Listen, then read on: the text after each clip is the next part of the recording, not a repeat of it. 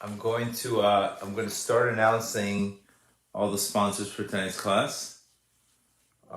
Anonymous, for my husband Simcha Ben Tuba Ida, for him to get the most merciful sentencing, to be reunited with his family.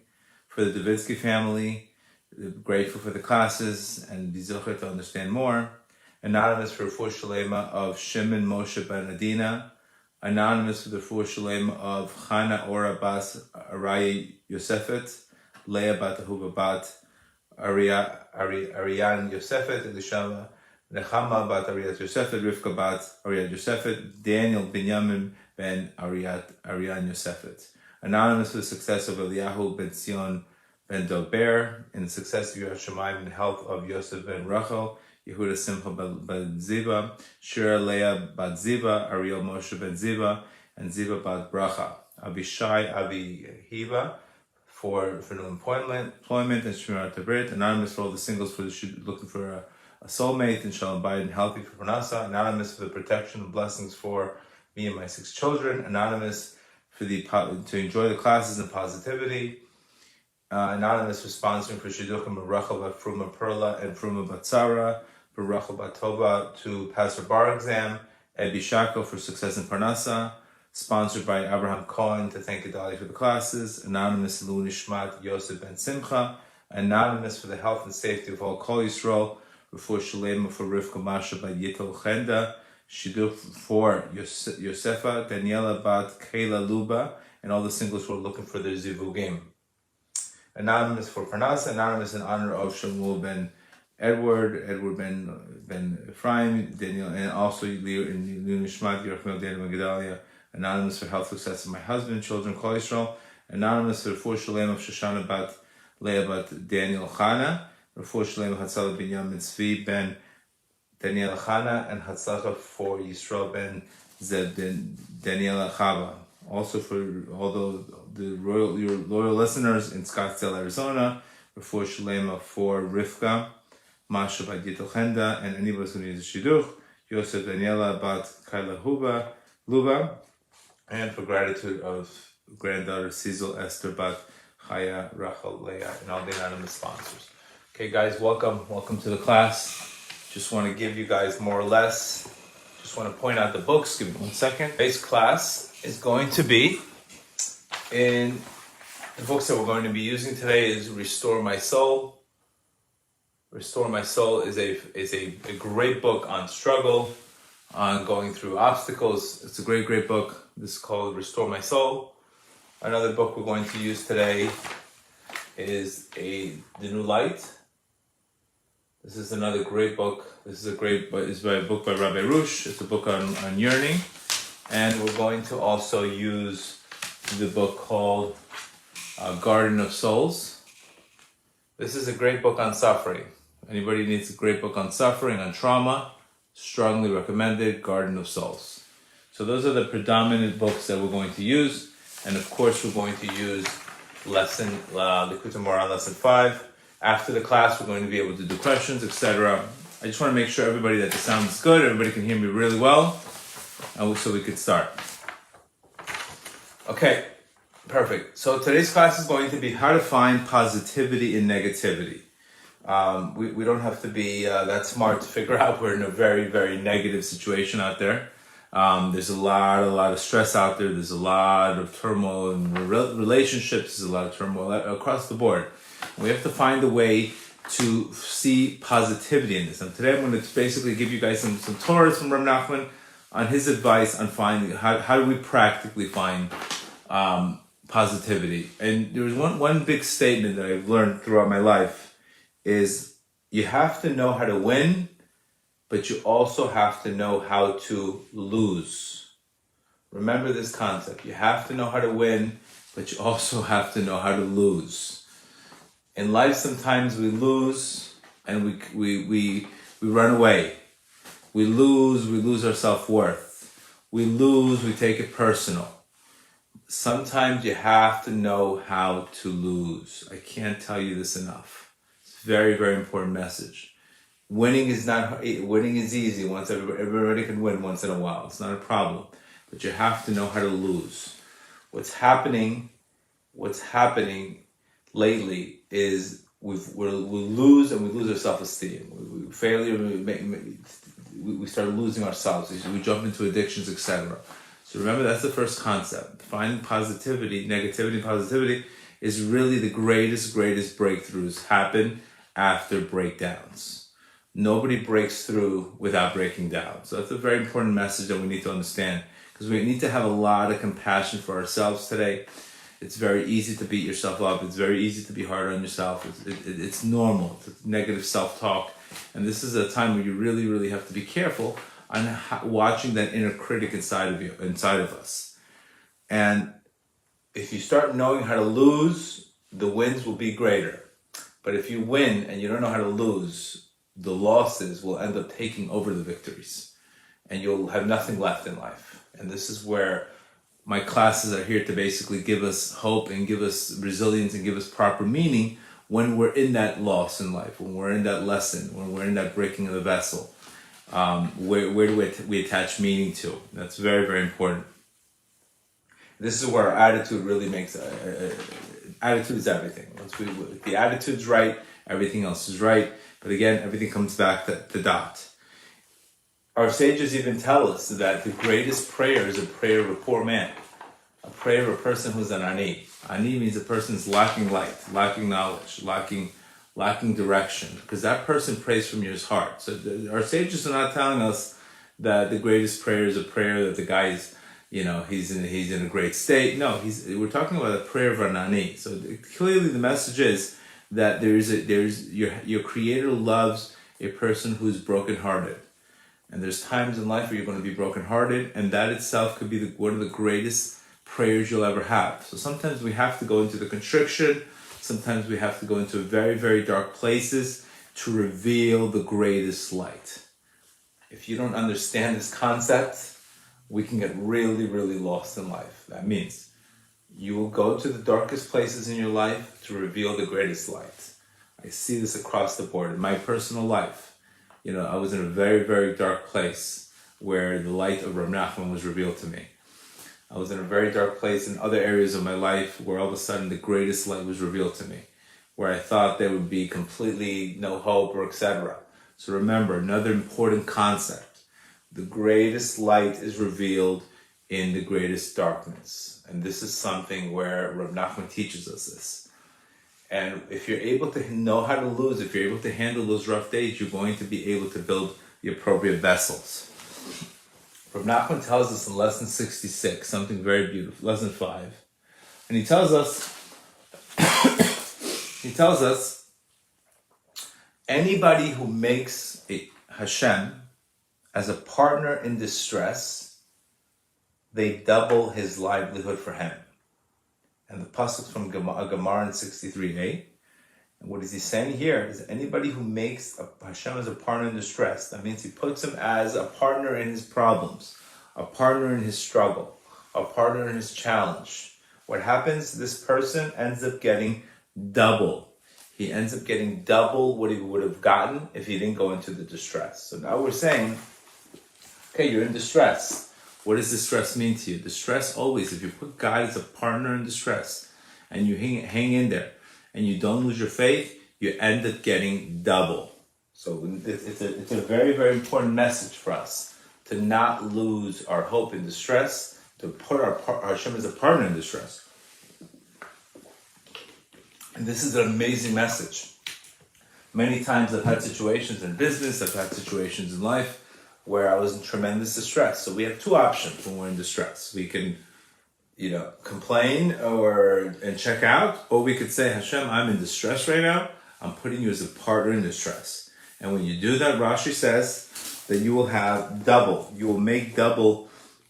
You will have the double opportunity that you never would have had. So remember, you have to go through the distress in order to put your partner in distress. Because remember, how could I put Hashem as a partner if there's no distress? So the distress actually causes the double.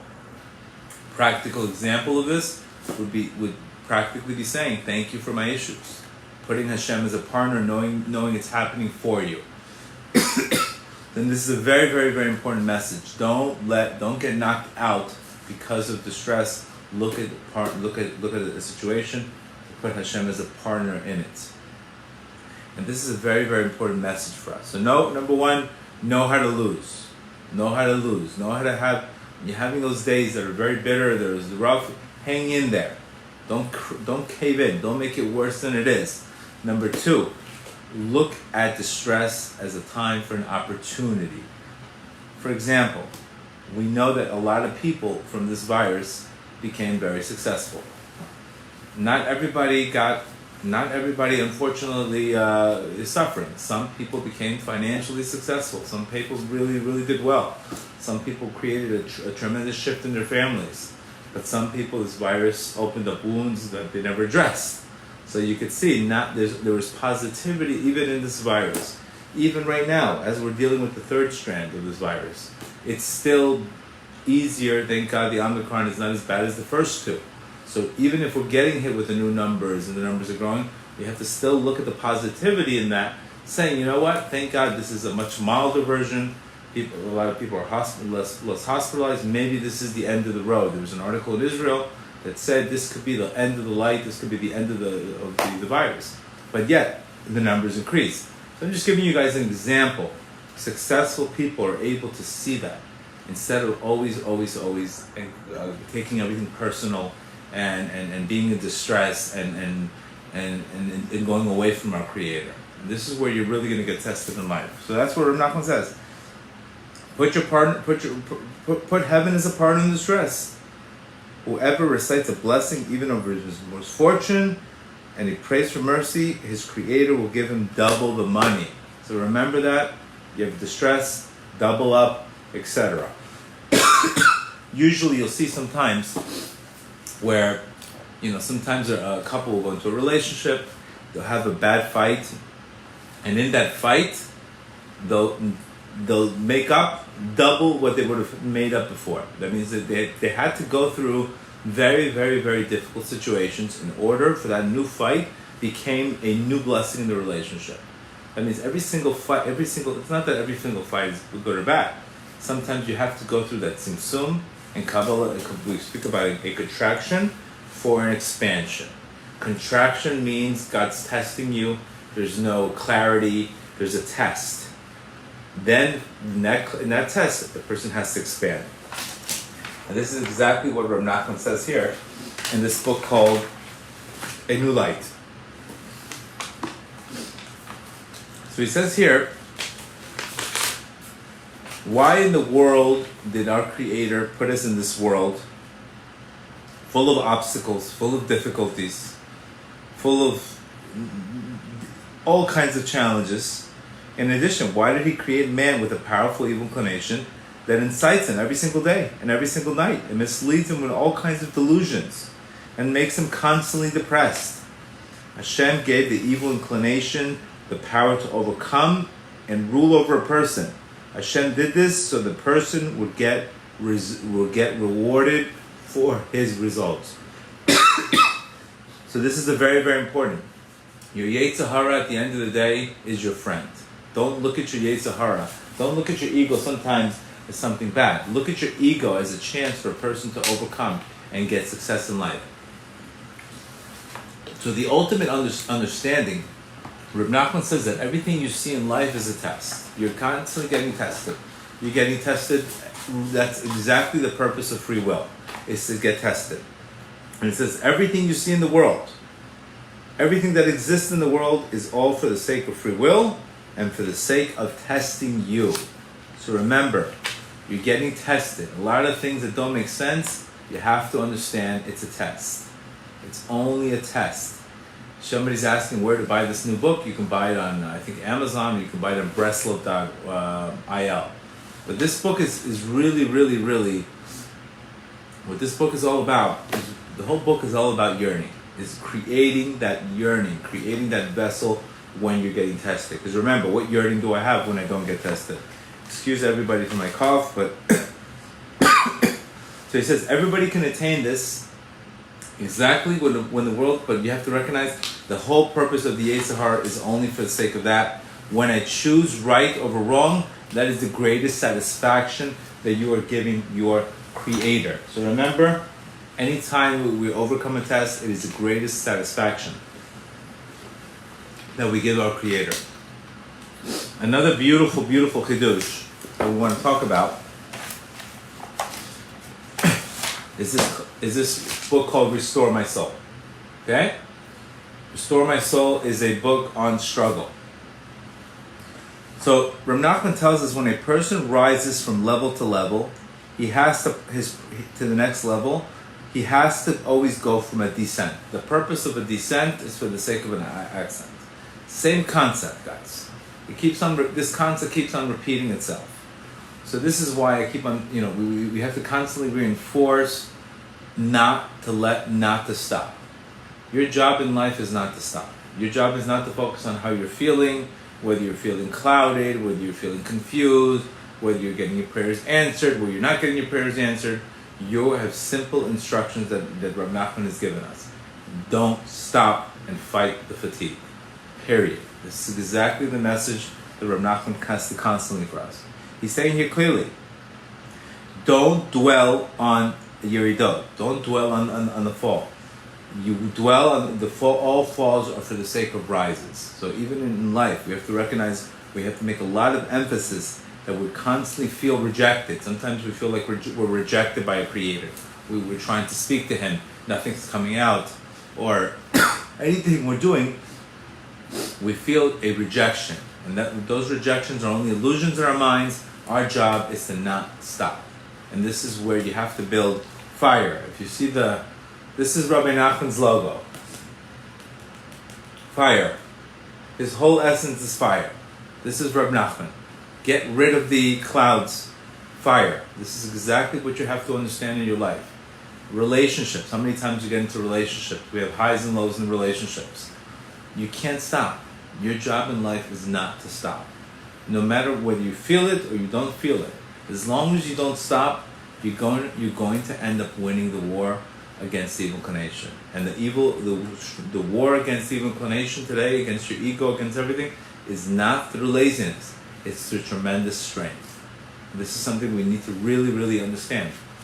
But constantly, sometimes we're too focused on, many times Rav Nachman even says here that a person could all of a sudden work on cleansing himself spiritually, and all of a sudden he gets these fantasies in his mind that he had before, these sexual attacks, and he thought, wow, I thought I was already done with this. I thought I was already fixed. I thought I was already over with this. Opposite. Sometimes these thoughts and these illusions and these sexual fantasies come to a person in order to now he's getting tested with the same exact thought that before he acted on it, now he doesn't act on it.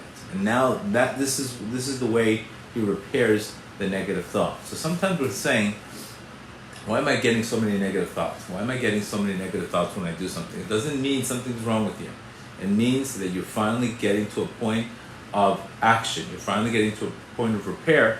But before you get into a point of repair, you're going to get tested and you're going to get the same thoughts again.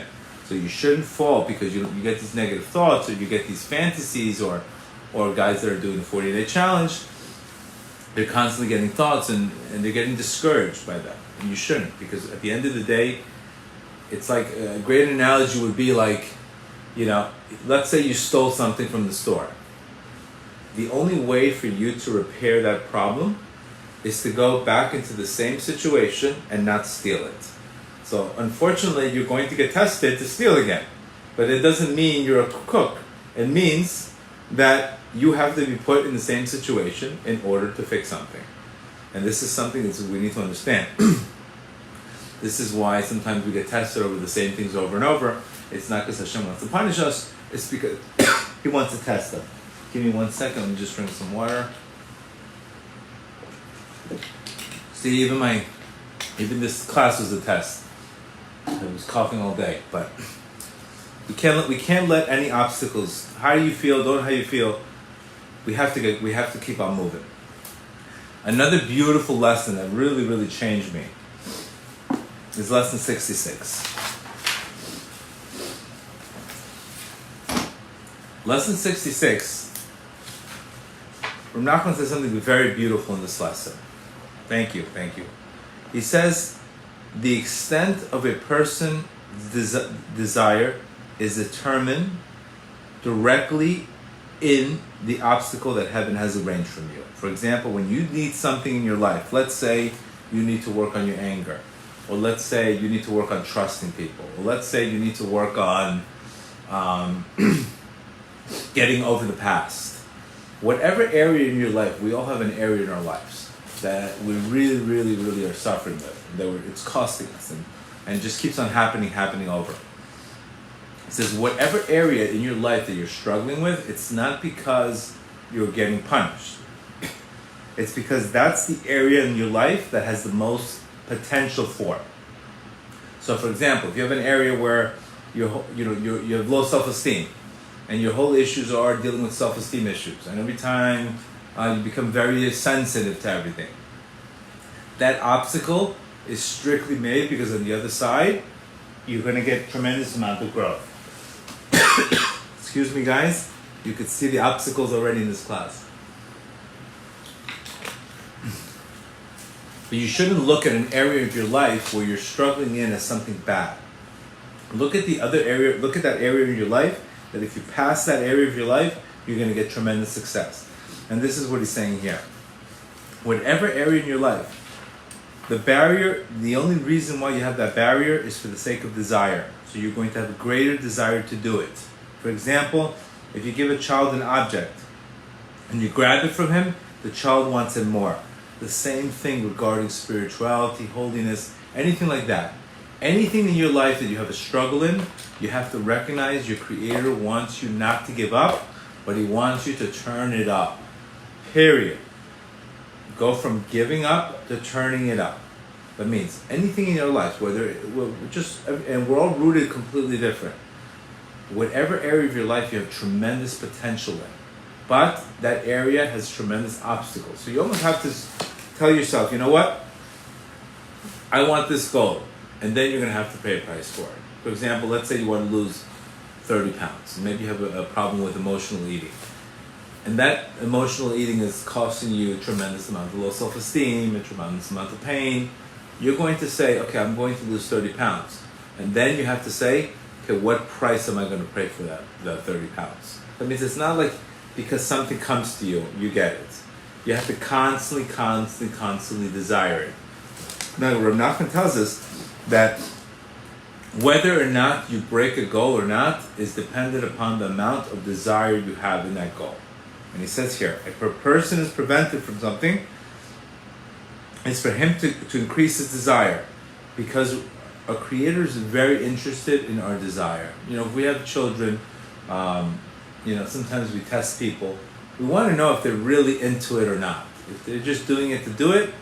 But when something is taken away from you in life, and you need it, that's because there's potential there. And this is something that you really, really have to understand that. Otherwise, people tell you, I tried meditation for 5 minutes, it didn't work. Well, meditation for you with an anxiety problem is oxygen. You need to be able to fight those days that you can't even focus. Or anything else in your life, whether you're dating and you have a problem with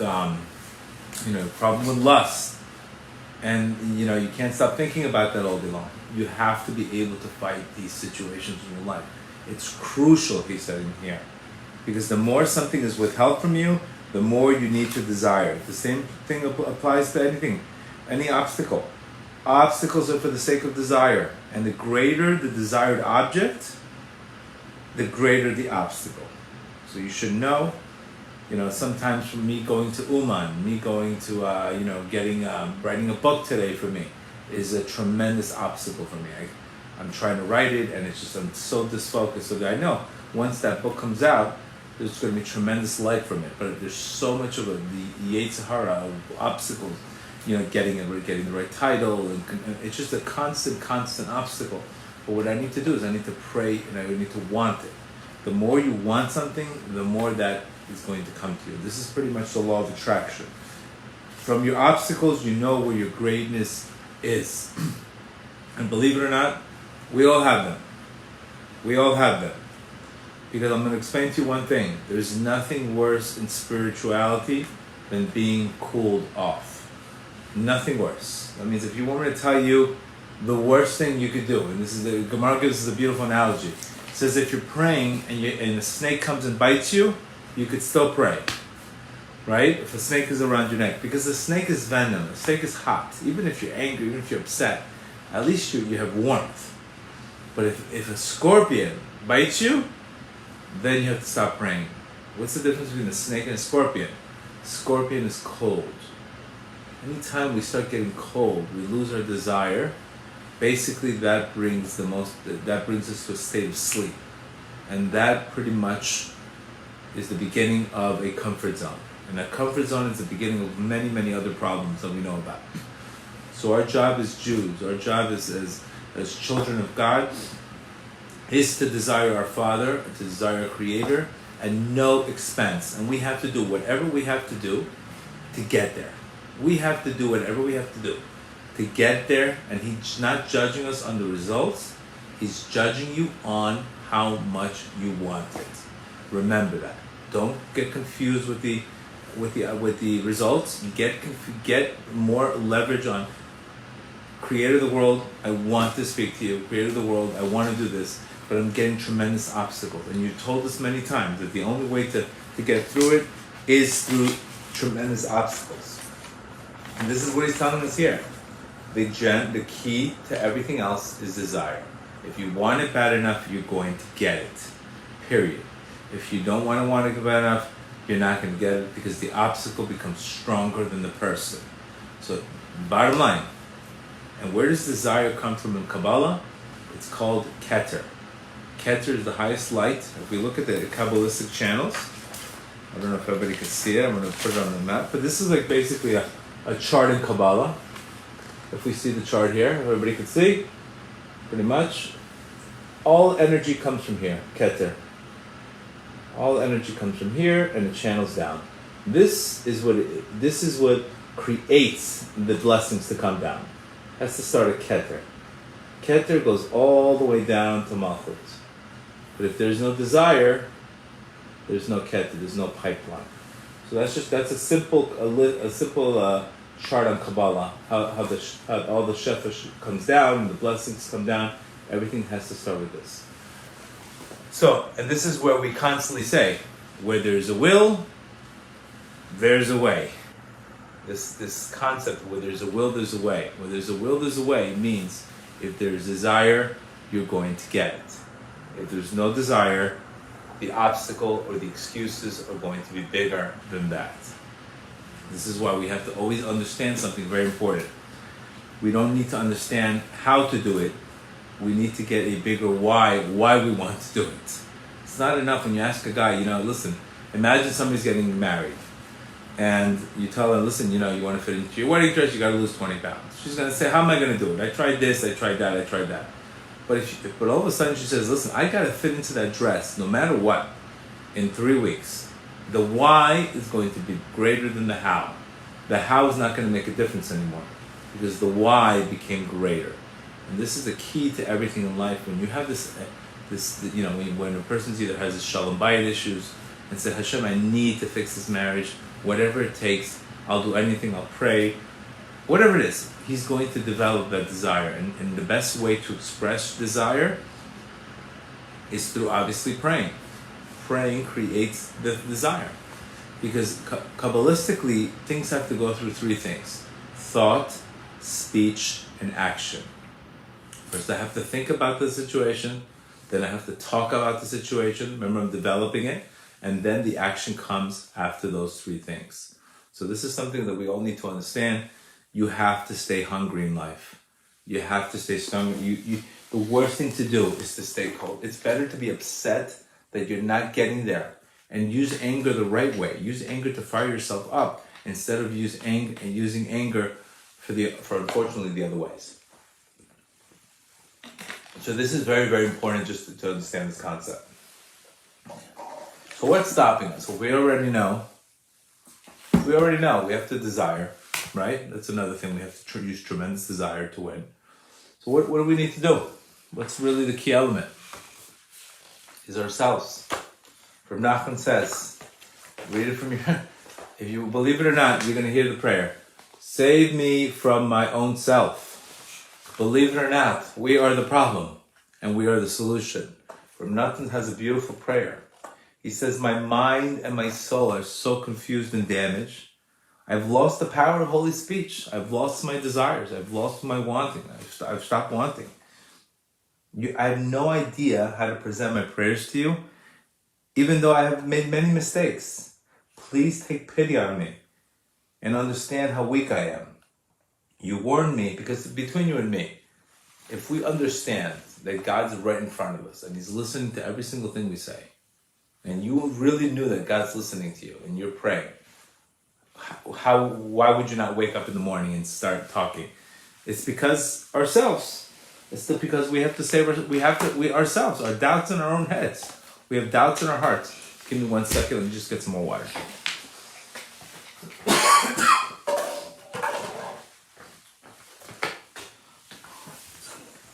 We have our own doubts. We have doubts in our minds. We have doubts. We have major doubts about our Creator. We have major doubts. And this is not a new thing, having doubts. This happened in Egypt. Having doubts, having your heart being divided. It's something that happened in Egypt. And it happens to us all the time. This is why, even if you stop desiring, if you stop being hungry, what should you pray for? You should pray to save you from your own self. Ask your Creator for faith. Ask your Creator to save you. And this is what He's saying here. You've warned me to shut my eyes in this world completely. To look at, because sometimes what's happening, Ramnath is telling us here, that the reason why we stop desiring is because we're too drawn to materialism. We're too drawn to materialism. We're too drawn to other things. And we unfortunately, we become dependent. We become very, very depressed. Because emotionally we're not there, or we're brokenhearted, and we give up on our Creator. This is why it's very, very important that you have to ask your Creator, save me from my own self. I am the problem, I am the solution. I know I do need to do better, and this is why, because it's only the way I'm looking at it. We never want to say it's my Creator, you gave me the wrong lot in life, or all you're giving me is problems. You have to pray to your Creator. Save me from my own self, that I'm not looking at the situation the right way. I'm not finding the positivity in that situation.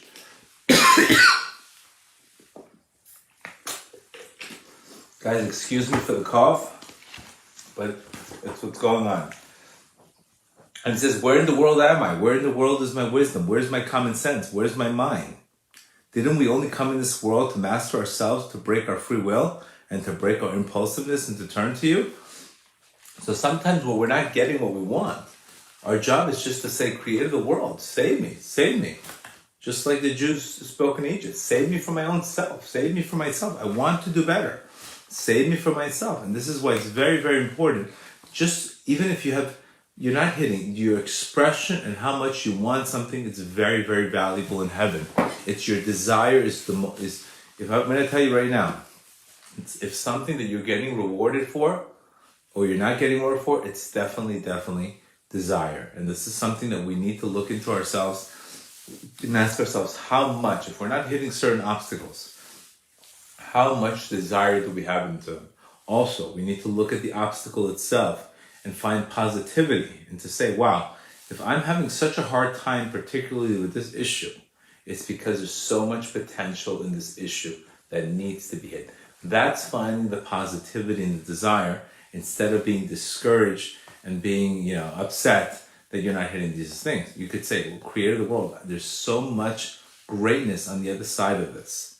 There's so much greatness on the other side of this obstacle. This is the reason why you send it to me. You're not sending it to me to punish me. You're sending me to get me to desire it.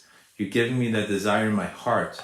And when you look at things that way, even pain and even any kind of obstacle, you will find positivity in it, instead of always taking every negative thing personal.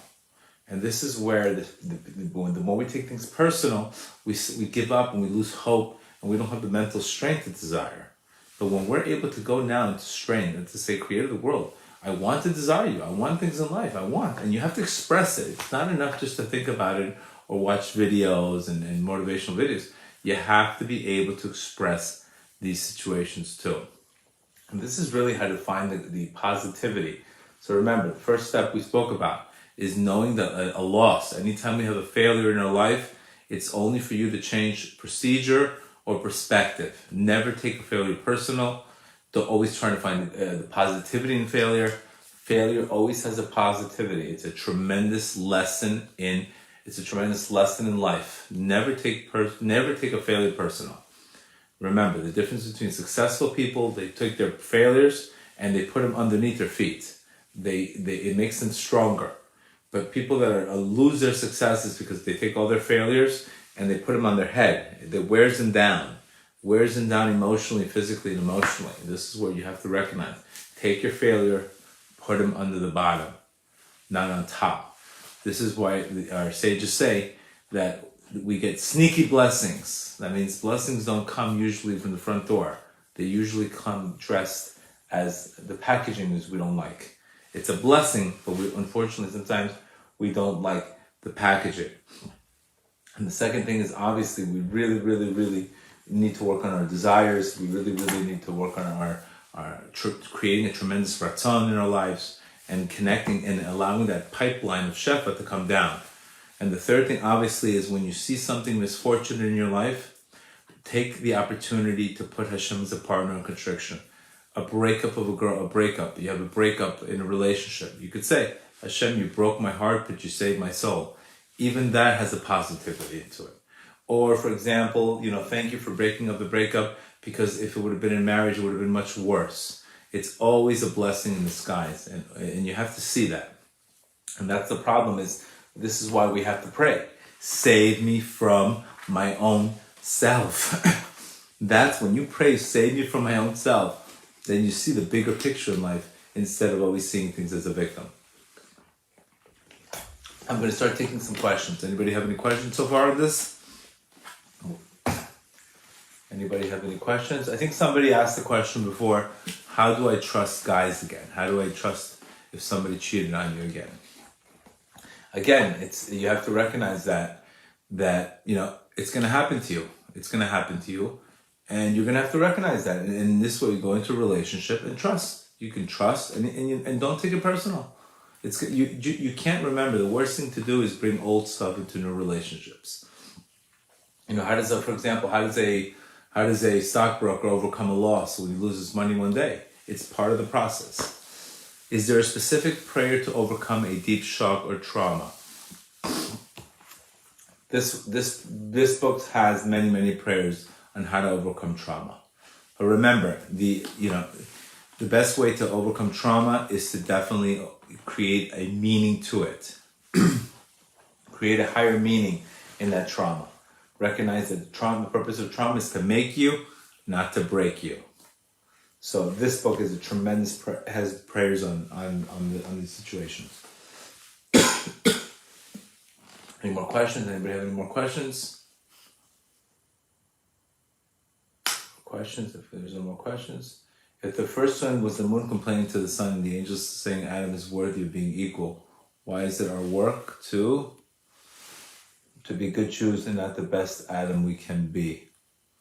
The first one was the moon complaining to the sun and the angels saying Adam is worthy of being equal. Why is that work? The issue with the moon was, Hashem created that. He apologized for what happened with the moon. And afterwards he made Rosh Chodesh for the moon. So I think the whole purpose of the moon, the situation with the moon, was anytime we use the moon is a time where Hashem makes every Rosh Chodesh, Hashem makes a kapara. Hashem says, forgive me for the situation with the moon. So anytime it's Rosh Chodesh, we can also take on to that energy and say, just like Hashem is doing tshuva, it's very hard to understand how Hashem is doing tshuva, but if He's doing tshuva, how much more are we able to be able to do tshuva in that time? I think it was meant to show mercy to us that we can do tshuva if Hashem is doing tshuva. And we also need to understand that before the Midrash says that before Hashem created the world, there was a lot of worlds that completely were destroyed. So there's many ways to understand this concept. I think there was the best question. Hold on one second. Diana asked the question. I believe that I will receive everything, but I get down on myself, although I'm moving forward. How do I prevent it? How do I prevent this feeling? Again, you have to, Diana, the best thing to do is really, really surrender the outcome. I'm also a very high achiever. I also want things at my time, but you have to understand, everything has its right time. And just like when you get things fast, all of a sudden, sometimes we become too arrogant and we think it's us doing it. So sometimes he makes us wait, and then he gives it to us to show us that it's really him giving to us. So sometimes you have to be very patient and surrender the outcome. You have to surrender the outcome. Because sometimes when we're walking around with expectations, all of a sudden you can be blessed with so many things. Next thing you know, you have resentment because something didn't go your way right away. Next question.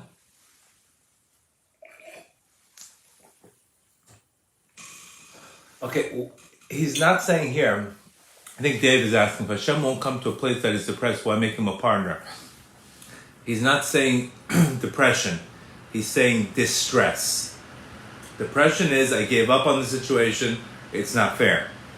No, he's talking about distress. It's an opportunity where there's lack of clarity, where it's a simcha. It's a lack of clarity. It's not a depression, it's a distress. We are all distressed in life. We all go through situations. Depression and distress is a completely different thing. Any other questions? At the end of the life, can you please name the books? Yes. This book is called The Garden of Souls. Okay, this book is great for pain, trauma, any kind of bittul. The New Light is a great book for yearning. This is a great book for yearning, building desire, talking about desire. He'll go into this chapter many times on, for example, a person can't wake up to sleep.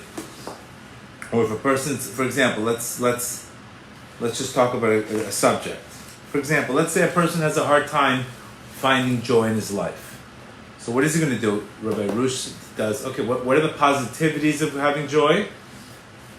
And what are the negativities of not having joy?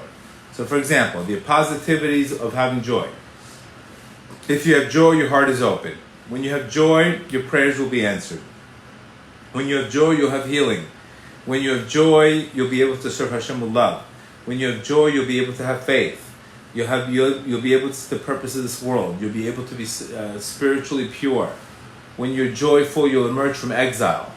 When you're joyful, you're going to sweeten judgments. So now he takes all the positive of joy. Okay, so he takes all the sources in the Torah where joy, all the benefits of joy, and now he's saying, okay, what happens if I don't have joy? If I don't have joy, I'm going to be weak. He's going to experience weakness. He's going to experience suffering, judgments, arguments, fears, fires, disgrace, pain in his heart. So all of a sudden, he'll take the pros of being joy, the negative of not being happy, and then from there, he's going to say, Master of the universe, I've learned when I become depressed, you are not with me. Help me distance myself from depression as much as I can. Help me remember that depression is a great sin. And help me remember that I cannot succeed in anything when I'm depressed. Completely eradicate my depression. Have compassion on me. Help me.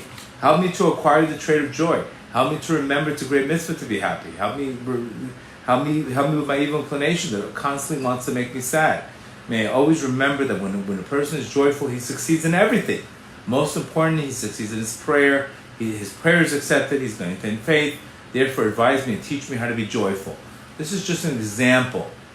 Just an example of how he takes the pros of an subject and then takes the cons of it. And then he builds desire on, please God, I need joy in my life. I need joy in my life. And now he'll express himself. So this is exactly what we need to do. There's an area in your life that you're struggling with. You need to take the pros of that. What are the pros of having this? What are the negatives of having this? And then pray, desire to say, Hashem, my whole life depends upon me having joy in my life. This is exactly a good example on what desire means. Take the pros, take the cons, and then make a prayer like that. And this book has pretty much all of it. It also talks about breaking one's sleep. If a person has starting to sleep, has a problem with sleep, same thing, developing that. How does one increase one's joy? I think Miriam's asking. This is another thing. First, you need perspective, but second, also you need to pray. Hashem, give me simcha, give me emunah. You have to pray for these things. They don't just you don't just get them. Obviously, opposite. We're more prone to negativity, so we have to fight for happiness today. And when you fight for happiness, you have to ask your Creator to give it to you, just like we ask our Creator every single day. Give me wisdom, give me knowledge. You have to ask Him also for joy. All right. Anything else, or we'll stop the class? Good. Okay, guys. Guys, have a great night. Sorry, I'm going to cut the class a little short because of the cough. But may everybody have tremendous ratzon. And remember, whether this is shalom bayit, this is weight, this is any kind of situation in your life that you're struggling with, you have to recognize, very, very important, if you have doubts in your heart, you have to scream out to God, God, please help me with the doubts in my heart. Express to you, always express constantly what's in your heart through desire. Desire is one of the greatest things and the greatest levels that we can attach, and it's one of the things that we really, really need. May everybody have a good night. Hashem should bless all of us. Thank God I'm okay. It's just a little cough. It's okay. So have a great night, guys.